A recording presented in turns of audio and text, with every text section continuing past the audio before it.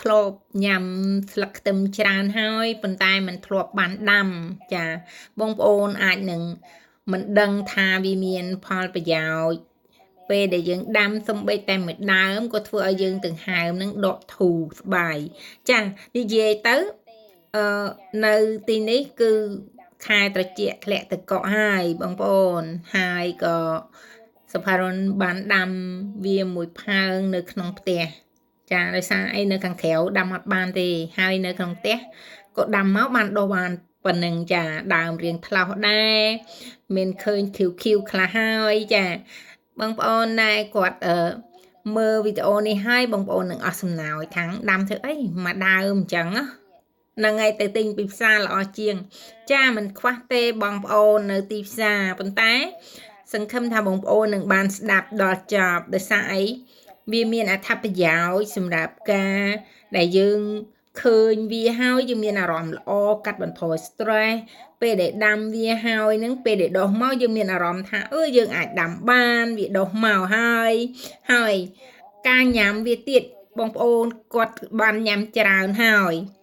មិនតែអត់ដឹងថាវាមានផលប្រយោជន៍អ្វីគ្រាន់តែដឹងថាចាស់គាត់ធ្លាប់ស្លអ្វីហើយដាំស្ងោរអ្វីហ្នឹងគឺគាត់ដាក់ស្លឹកខ្ទឹមបន្ថែមឯនេះប៉ុន្តែវាមានផលប្រយោជន៍ច្រើនចាស់គាត់បាននិយាយថាស្លឹកខ្ទឹមគ្រាន់តែជាការដែលដាក់បន្ថែមនៅពណ៌ម្ហូបកាត់បន្ថយភាពឆ្អាបអីចឹងឯងប៉ុន្តែវាមានផលប្រយោជន៍ណាបងប្អូនវាជួយឲ្យបងប្អូននឹងញ៉ាំអាហារទៅមិនធំណាដូចជាធំក្លិនឆ្អាបអីហ្នឹងគឺអត់ធំទេហើយវាជួយឲ្យបងប្អូនហ្នឹងមានអារម្មណ៍ថាញ៉ាំហើយសុខភាពល្អជួយកាត់បន្ថយការទល់លាមកជួយកាត់បន្ថយតឹងច្រមុះជួយឲ្យបងប្អូនហ្នឹងគេងលក់ស្រួលទៀតចាអាហារហ្នឹងគឺគ្រាន់តែជាអាហារបន្ថែមទេចា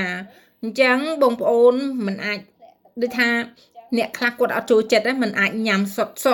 ហ្នឹងហើយជាពិសេសសវ៉ារ៉ននឹងតែម្ដងអត់ចូលចិត្តញ៉ាំស្លឹកខ្ទឹមនឹងសុតទេប៉ុន្តែក៏មានអ្នកញ៉ាំសុតដែរចា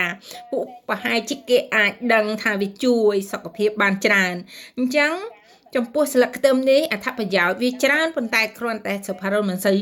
ជាយកចិត្តទុកដាក់ចាគ្រាន់តែថាបើបងប្អូនចូលចិត្តអាហារប្រភេទស្លឹកខ្ទឹមនេះវាជួយឲ្យបងប្អូននៅអារម្មណ៍ស្រស់ស្រាយ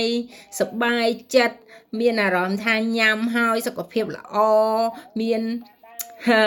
កាត់បន្ថយភាពតានតឹងចាតឹងច្រមុះជាដើមហ្នឹងគឺបងប្អូនថប់ដង្ហើមអីហ្នឹងបងប្អូនអាចញ៉ាំវាបានជួយសម្រួលបងប្អូនបានច្រើនហ្នឹងហើយអញ្ចឹងបងប្អូនកុំឃើញថាវាគ្រាន់តែជាលបបោយបន្ថែមម្ហូបប៉ុណ្ណឹងគឺវាអាចជួយឲ្យបងប្អូនមានសុខភាពល្អមានថាមពលមានសេចក្តីរីករាយអញ្ចឹងម្ហូបទាំងអស់ហ្នឹងគឺវាផ្សំគ្នាមកជាច្រើនប៉ុន្តែបងប្អូនថែមលបោយតែបន្តិចហ្នឹងបងប្អូនមានអារម្មណ៍ថាឆ្ងាញ់ហើយ